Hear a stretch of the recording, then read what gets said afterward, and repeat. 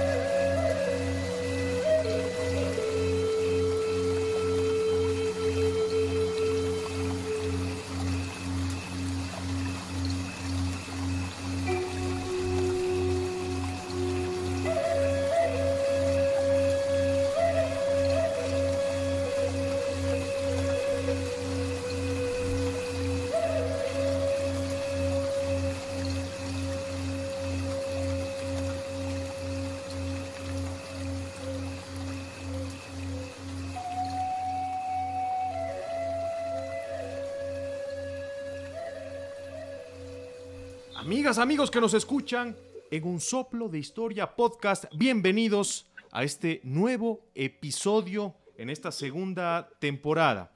Un saludo fraterno para todos los que nos oyen en nuestros distintos canales y medios de difusión, tanto en Spotify, por supuesto en la plataforma de podcasting que es iVoox, también estamos en YouTube y por supuesto pueden seguir todo nuestro contenido en nuestra fanpage de Un Soplo de Historia Podcast, que la pueden encontrar en Facebook. Así que bueno, poco a poco vamos ampliando los canales. La idea siempre consiste en realizar pues, la difusión historiográfica de la mejor forma posible y por supuesto presentar este conocimiento de manera didáctica para hacerlo conocer a la comunidad, sobre todo en estos tiempos tan turbulentos, ¿no?, que vive el planeta y el mundo. Bueno, para hoy tenemos a un invitado que ya nos acompañó en la primera temporada.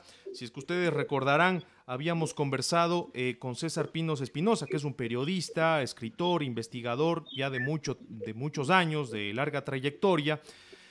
Conversamos con él en la primera temporada sobre el tema precisamente de Simón Bolívar, de Antonio José de Sucre. Habíamos hablado un poco del mariscal José Domingo Lamar, etcétera, ¿no? Habíamos recorrido pues estos pasajes de la historia que son muy interesantes a nivel del Ecuador. Y hoy vamos a tocar una temática fantástica, ¿no?, que a muchos ha cautivado y que no es otra temática que la de las famosas ciudades perdidas en la Amazonía. Así que vamos a conversar de eso porque precisamente César tiene pues una prolífica producción escrita sobre estas temáticas y ya les vamos a presentar un poco, pero antes sí queremos escuchar a César que se presente a la audiencia. César, bienvenido, ¿qué tal? Un gusto nuevamente conversar aquí en Un Soplo de Historia Podcast con usted.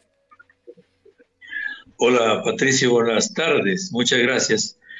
Sí, en efecto, a mí me agrada bastante la historia, he escrito varios libros sobre este tema que es inagotable. Es decir, por donde uno va, encuentra temas históricos que gusta a mucha gente, pero que en nosotros existe la obligación, diríamos, de sembrar, de incentivar, de motivar para que especialmente los jóvenes se dediquen a esta tarea que es muy halagadora para el espíritu, especialmente Patricio.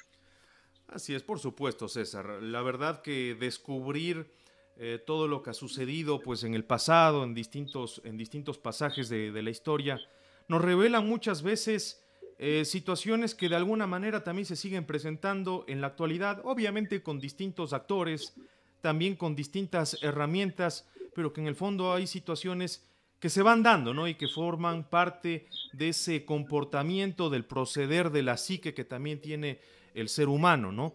Y a veces uno cuando lee, por ejemplo, documentos antiguos, que pueden ser, yo que sé, hace 200, 300 años, o incluso si nos remontamos más allá, ¿no? A jeroglíficos, a distintos papiros, por ejemplo, de los pobladores egipcios, es sumamente llamativo cuando uno sabe interpretarlos y cuando sabe leerlos, que en el fondo las maneras de pensar terminan asemejándose muchísimo, ¿no? Y esto es parte y esto es característico de la especie humana en definitiva. Pero bueno, César, vamos ya un poquito entrando al grano, a materia.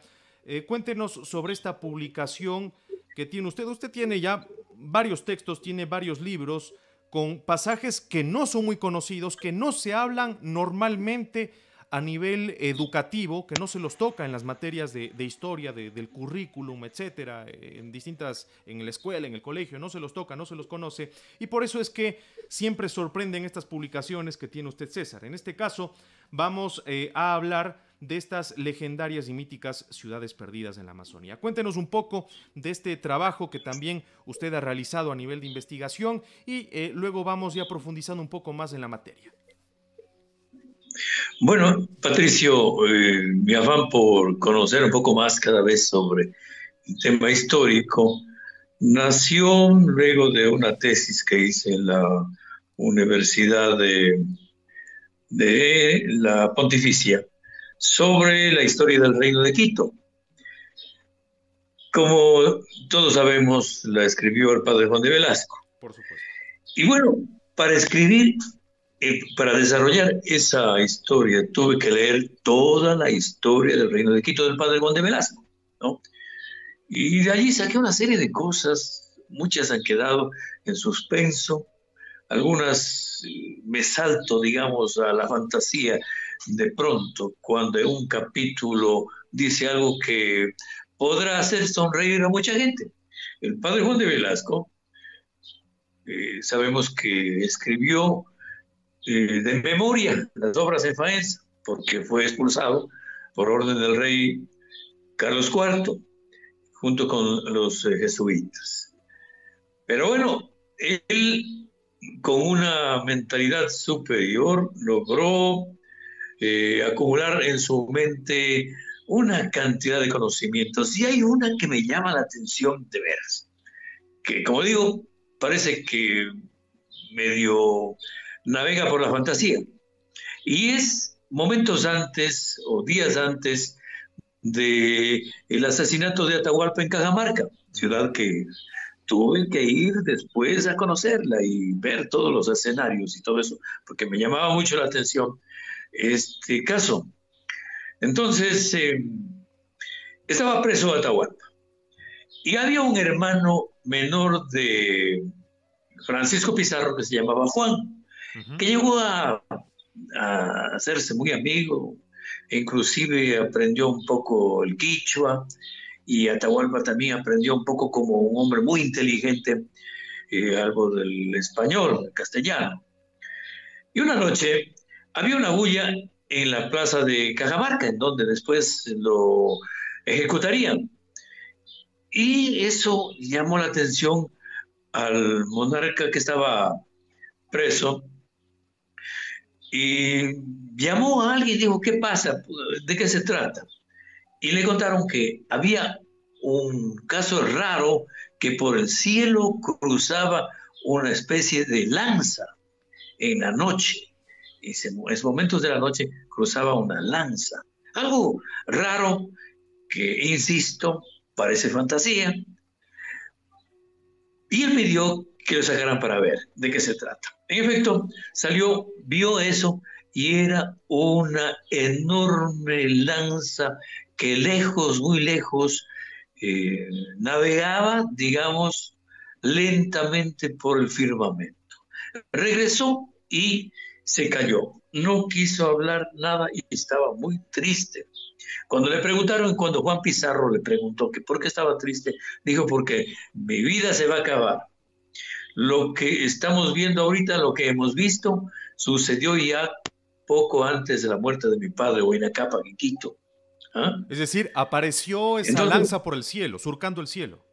sí, o sea, es la concepción para esa época de algo que vuela como una lanza, porque la lanza era el instrumento, era el arma de esos momentos, como ahora un platillo es salido de la idea de los platos domésticos, ¿no? Claro, claro. Bueno, en todo caso, ahí dejemos ese asunto que consta en la historia del Reino de Quito, pero hay otros casos que también me llevaron a escribir un libro, es este que narra la historia del Reino de Quito, Juan de Velasco, página 133, dice, lo desnudaron enteramente y lo ataron de pies y manos, mientras unos se entretenían con él haciéndole mil escarnios y burlas. Plantaron los demás en el patio una gran fragua donde fundieron el oro.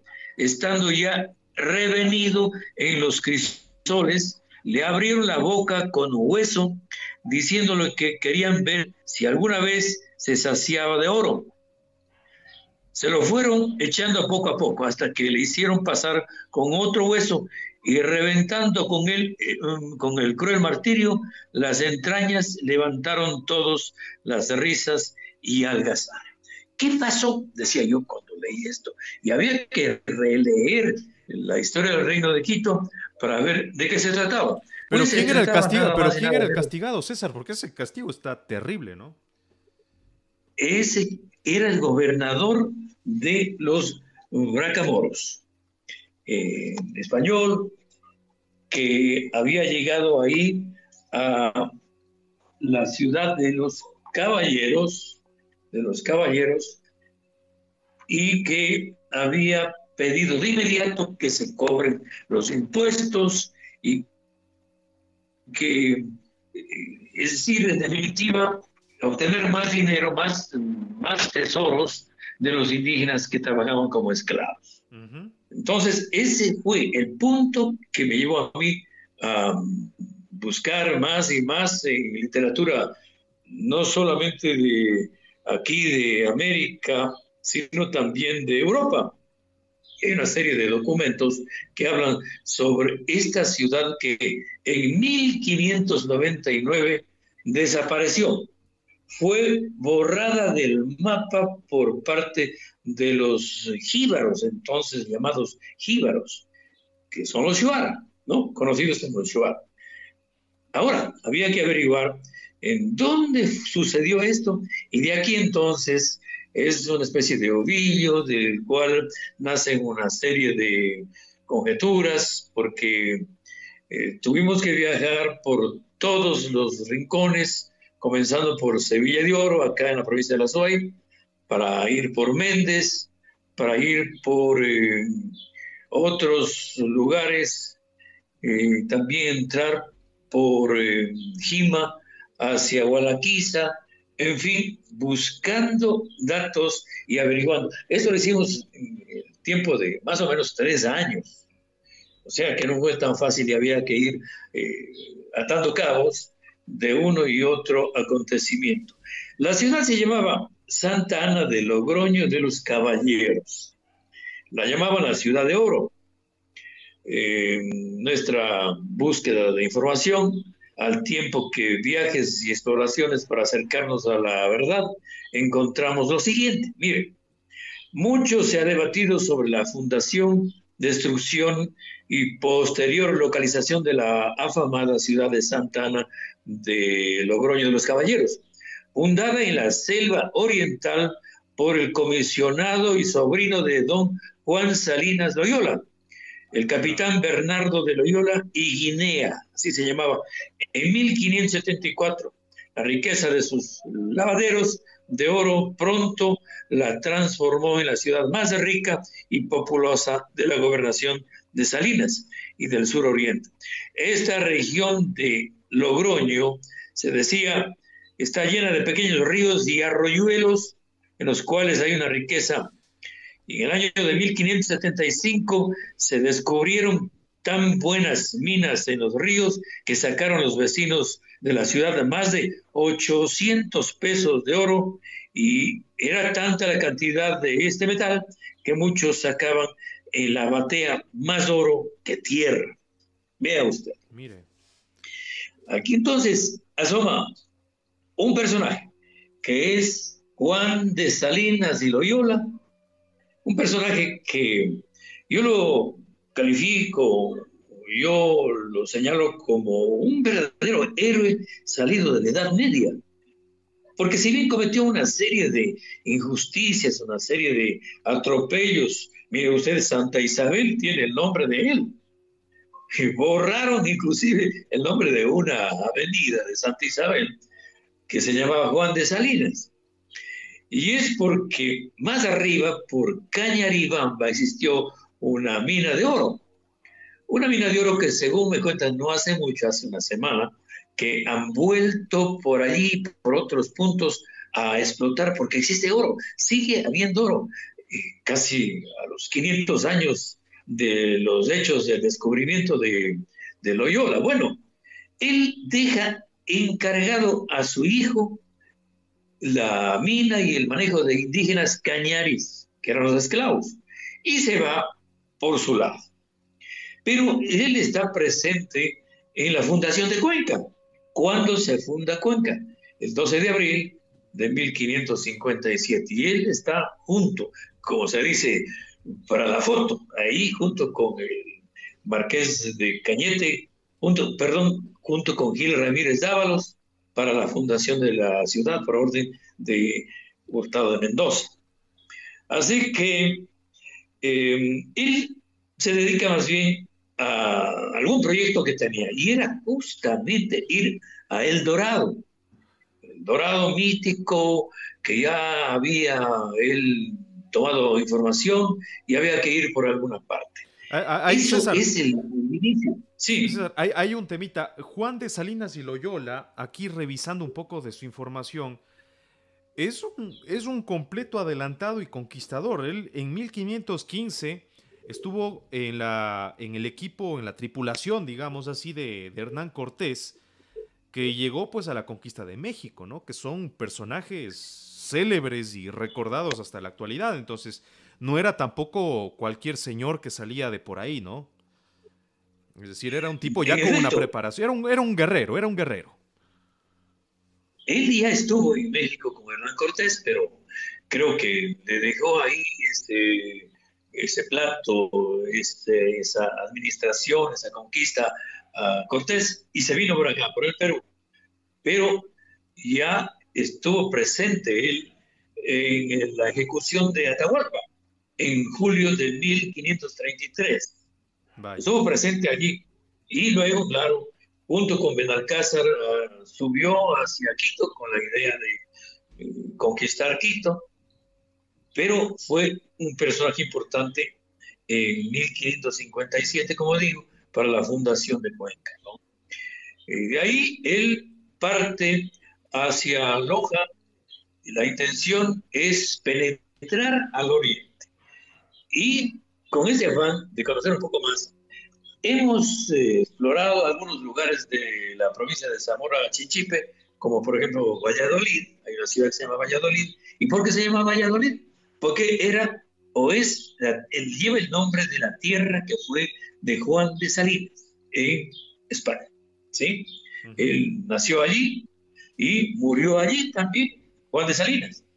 Entonces, este pueblito es apenas una pequeña parroquia, se llama Valladolid. Y penetrando un poco hacia la montaña, hay un pequeño caserío que se llama Loyola. Vea usted, ¿por qué Loyola?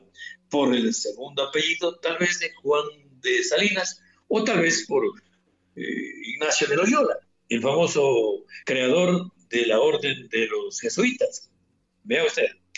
Entonces, según la investigación que he realizado, ese fue el punto de ingreso de los españoles, de los conquistadores, de los exploradores, para ir hacia uno y otro lugar de las montañas, fundar ciudades, navegar. Y mire, hay un lugar que es realmente muy difícil y poco conocido, yo creo que casi nada conocido en el Ecuador, que se llama el Pongo de Manseriche. Claro que ahora pertenece a Perú, está en territorio peruano, pero es por el río, navegando por el río Santiago, y el río Santiago nace en el Ecuador, ¿no? Entonces, ese río, en una parte, no es navegable, sobre todo al pasar por el Pongo de Manseriche. Es una especie de encañonado, con turbulencias.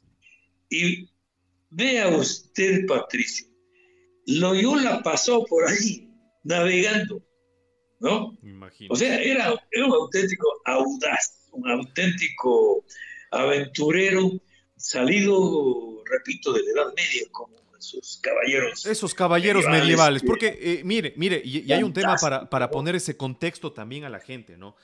En 1492, digamos un poquito antes, 1492 es el famoso descubrimiento europeo del continente americano. En Europa prácticamente se estaba saliendo de la Edad Media. Y de hecho, cuando llega Isabel la Católica, llega Fernando de Aragón, que son estos reyes que son, bueno, de la trastámara Isabel, en el caso de ella, pues prácticamente ellos dan un cambio, empiezan a modernizar un poco, en ese caso, el reino de Castilla, salen de la Reconquista, pero en ese periodo de transición, saliendo de la Edad Media y ya entrando, pues, a una nueva era. Entonces, prácticamente, estas personas que estaban en este mundo enfrentándose con los árabes, etcétera, etcétera, entre mercenarios y grandes héroes de distintos periodos, pues prácticamente van saliendo o nacen en esta Castilla, y muchos de ellos, algunos de ellos incluso estuvieron en las guerras de Reconquista, llegan al continente americano y prácticamente vienen con un bagaje militar, de aventura, que tenían grandes conocimientos bélicos y también de combate, y eran por supuesto unos aventureros, ¿no? Unos cazafortunas, pero aventureros con muchísimo conocimiento de este tipo, ¿no? Sin duda, eran hombres valientes, no hay nada que hacer.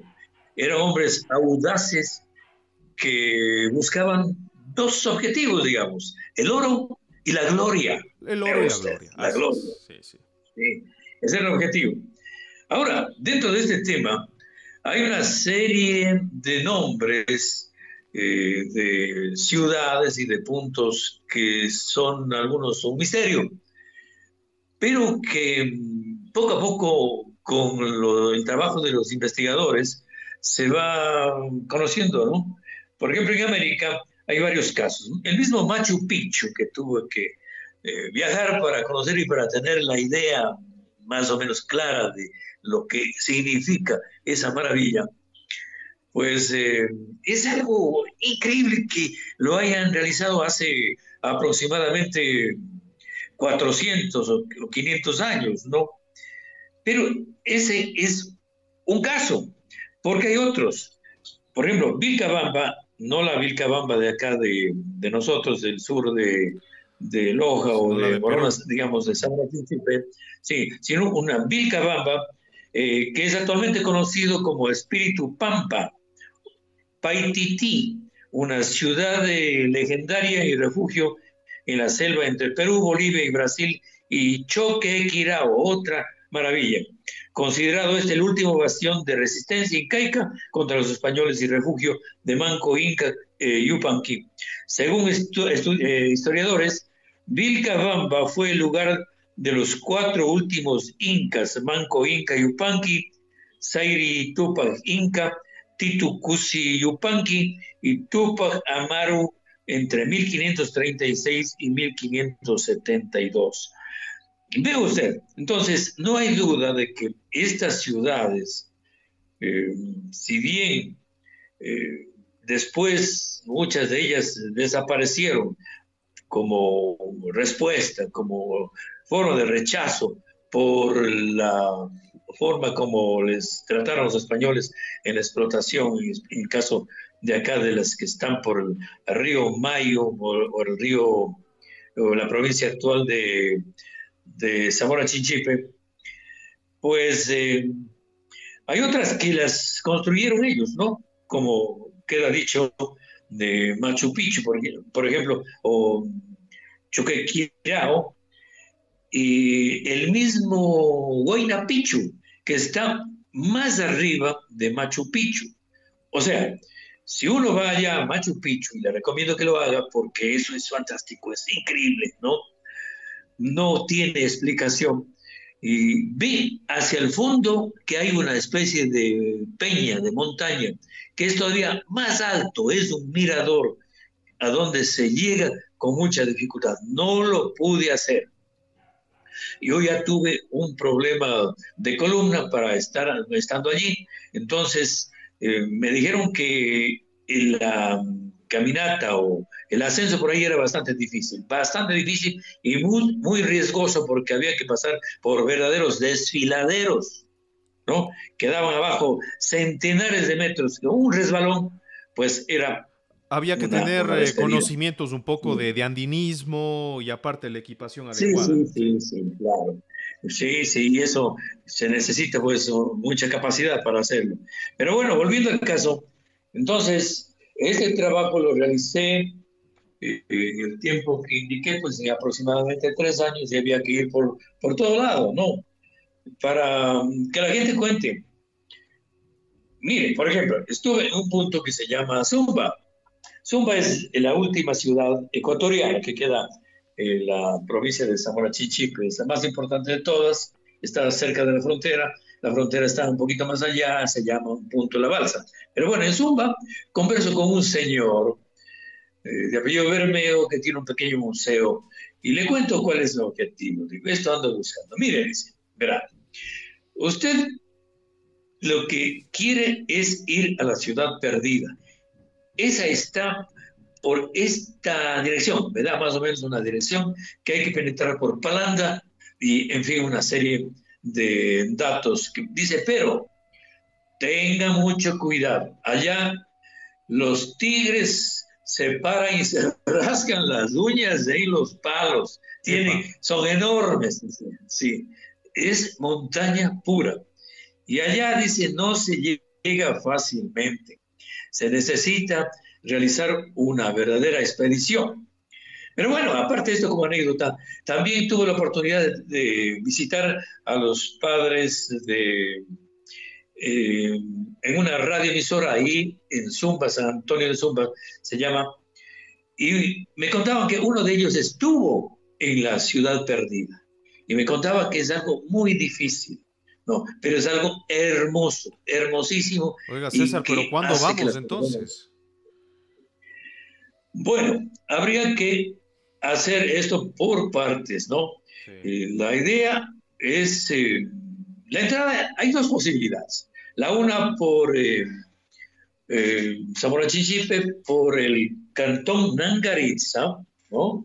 Por Nangaritza, en donde desapareció un tío nuestro, entre paréntesis, ¿no? Más o menos en los años 40, por ahí, del siglo anterior. Pero bueno, por ahí está el río Nangaritza, que poco a poco avanza hacia la montaña donde nace el río. Y dicen entonces que arriba, en el nacimiento de este río Nangaritza, están huellas de una ciudad. Porque debo decir que no es una sola. son varias ciudades que han sido construidas por los indígenas, que han sido pues mejoradas con la presencia de españoles, pero que han sido destruidas después del año de 1559 o 1959 y después comienzos del siglo XVII. Entonces le decía, esta es una entrada. La otra entrada es por Valladolid, no, bajando Vilcabamba, se llega a Valladolid. Ya los paisajes por ahí son una maravilla, ¿no? Uno ya se queda pues, admirado de ver y de imaginar cómo estos audaces héroes de la Edad Media penetraron por ahí. ¿Cómo lo hicieron? Yo digo, esto es algo increíble porque se necesita una verdadera capacidad, ¿no? Pero claro, ellos eran verdaderas empresas de penetración con indígenas, quienes llevaban como esclavos para que les lleven los equipajes, llevaban caballos hasta donde sea posible. Y mira una cosa, César, que esto es muy interesante y como usted dice, son empresas, yo creo que es la palabra más adecuada, eran empresas, no sé si decirlos, algunos quizás eran mercenarios, pero eran muy preparados militarmente y estratégicamente. Por dar dos ejemplos nada más, sustentando lo que bien usted señala, César. Por el un lado, y está perfectamente documentado en infinidad de libros, en la conquista de México, cuando Hernán Cortés ya se alía con los tlaxcaltecas, etcétera, etcétera, con distintos pueblos que eran enemistados pues con los mexicas. Una de las situaciones que más me llamó la atención, al menos en los libros que se han podido leer, es la capacidad y la logística que tenían para generar material, madera, clavos, tener clavos, aprovisionarse de clavos y poderlos transportar, buscar distintas municiones, etcétera, y transportarlas por kilómetros y kilómetros, por cientos de kilómetros, para luego elaborar estas naves, estos navíos, para que puedan navegar, por ejemplo, en el lago Texcoco, que es lo que hicieron y que es una de las situaciones más famosas para la conquista de, hasta ese entonces, infranqueable Ciudad Mexica. Pero, por ejemplo, ya un poquito más cerca, cuando hablamos de la expedición organizada por Gonzalo Pizarro y también por Francisco de Orellana para encontrar el país de la canela, ¿no? Que ese también es otra leyenda, ¿no? Que hay, encontrar el famoso país de la canela, y que de ahí salió la misión desde Quito y que luego se fue descubriendo el río Amazonas prácticamente por accidente. Allí también es impresionante ver en el relato que hace Fray Gaspar de Carvajal, que prácticamente es el escribano, es el veedor, el que observa prácticamente todo lo que pasa, registra todas las acciones del día a día de la navegación por el río Amazonas. Se evidencia también la capacidad que tienen estos aventureros para construir navíos de la nada, ¿no? Elaboraban y lo hacían en pocos días con las personas que tenían, y esto demuestra también una capacidad de logística realmente asombrosa en lugares tan escabrosos y tan complicados incluso para el día de hoy, no se diga pues hace 500 años atrás, y con la tecnología que tenían, ¿no? Entonces es una cosa que hay que decirla, realmente eran unas empresas estos señores. Sí, Patricio, usted hace referencia a la obra Argonautas de la Selva de Leopoldo Benítez Vinuesa. Incluso antes, yo le digo, sí, y antes está también el texto, lo logré encontrar en internet, el texto tal cual de Fray Gaspar de Villarroel, que es de donde se basa esa obra, Los Argonautas de la Selva, ¿no? Entonces, la obra original también presenta esta clase de relatos. Sí, es una cosa increíble porque mire usted en esas circunstancias de tristeza, de peligro, de enfermedades y todo, hablando de esa expedición de Francisco de Orellana, construyen barcos y bueno, si usted conoce el río Napo nomás, que se hace fuerte, se hace poderoso desde Coca hasta donde yo conozco, que es Nuevo Rocafuerte, o llegar hasta Pantoja, que es ancho, que es poderoso, que da hasta miedo. ¿Cómo será el río Napo hasta la desembocadura con el río Amazonas, ¿no? Y del Amazonas por ahí, porque por allí navegó Francisco de Orellana, Así es. por donde le enseñaron.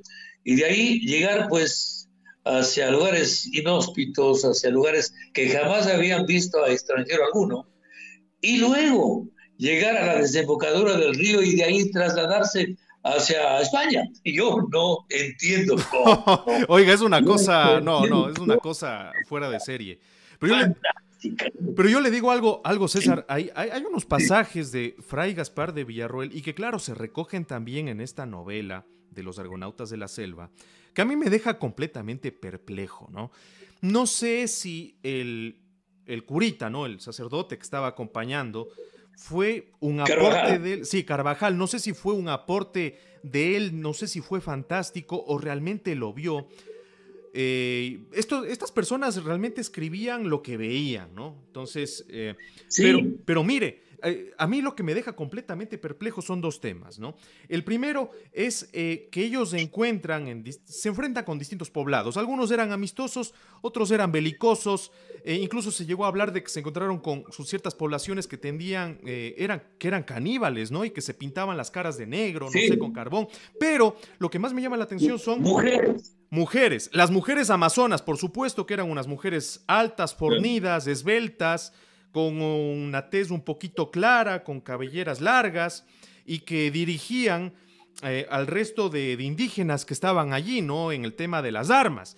Pero las situaciones más interesantes eran, por ejemplo, cuando llegaban a comunicarse con alguna persona o algún indígena que se hizo amigo o que llegaron a secuestrar por pocos días y les decían que selva adentro existía pues una ciudad fortificada que tenía murallas y de hecho en los testimonios que deja escrito Fray Gaspar de Carvajal está claramente documentado que en uno de los pueblos en las riberas del río Amazonas encontraban cierta miniatura como una especie de maqueta de una ciudad fortificada y encontraban también estructuras artísticas que eran bastante bien elaboradas, ¿no? Es decir, que evidenciaban un nivel de conocimiento bastante importante.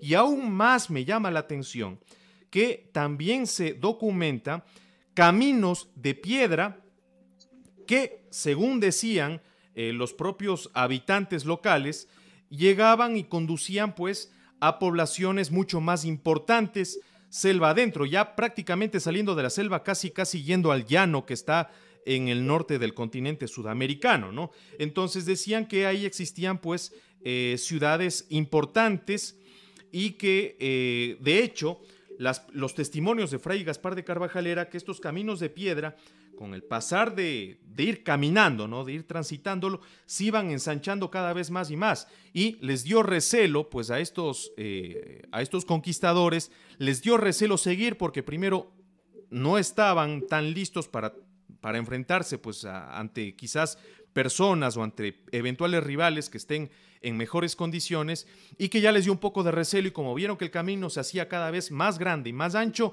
optaron por regresar y más bien tratar de emprender su camino río abajo para ver si encontraban una salida, ¿no? Entonces, eso a mí fue lo que más me llamó la atención de este testimonio de Fray Gaspar de Carvajal, que es una cosa realmente, yo le digo, impresionante.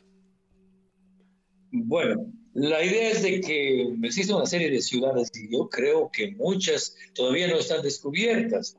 El otro día veía de unos investigadores que volaban en avioneta y que decían que es muy difícil bajar a eso que estaban viendo abajo, que eran poblados, ¿no? A donde el ser humano no había llegado, no ha llegado todavía. Y mire, aquí dice en el libro que escribí que el capitán Diego de Vergara inició en 1541 la conquista de regiones de Yaguarzongo y de Bracamoros, empresa que continuó el capitán Diego Palomino, vecino de Piura, fundando en 1549 la ciudad de Jaén a orillas de Chinchipe y que completó Juan de Salinas con la expedición que salió en julio de 1557. Nombrado este capitán por el rey, gobernador de Yaguarzongo, de Bracamoros y Benmacas, con 200 leguas hacia el oriente, estableció en la hoya del río Santiago las ciudades de Valladolid, Loyola, Santiago de las Montañas, y en la región meridional del Marañón, la villa de Santa María de Nieva o de las Nieves. Es decir, vea usted cómo se dedicaron a esta labor de una aventura sin nombre, ¿no? Y con todo su poder. Pero también en este libro se puede encontrar que no todo era heroísmo. También había por parte de algunos de los conquistadores tareas bastante ingratas, bastante, digamos, de tiranía para con los indígenas, y por eso es que sucede la destrucción de Logroño de los Caballeros. Vea usted, mire, narraban un caso como estos, de que a las mujeres de los indígenas, los españoles las violaban y las tomaban como cualquier cosa. Así que de esto ya estaban cansados completamente los indígenas en esa ciudad, en esa localidad, en esas minas, ¿no? Que eran explotadas y que eran tomados a los indígenas como esclavos. Y que un día decidieron vengarse. ¿Cómo se vengaron? Esto es doloroso, esto es cruel, ¿no? Raptaron a un niño de los blancos porque el poblado tenía, según la narración de Velasco, tenía 12,000 personas. Vean usted, 12,000 personas. Bastante Y era grandecito, ¿no? grande, y todos eran españoles, claro, con los esclavos, con autoridades. El abuso fue tal por parte de los españoles contra los indígenas, que primero que los explotaban en las minas, ¿no? Por supuesto, Esa claro. zona fue y sigue siendo muy rica en oro.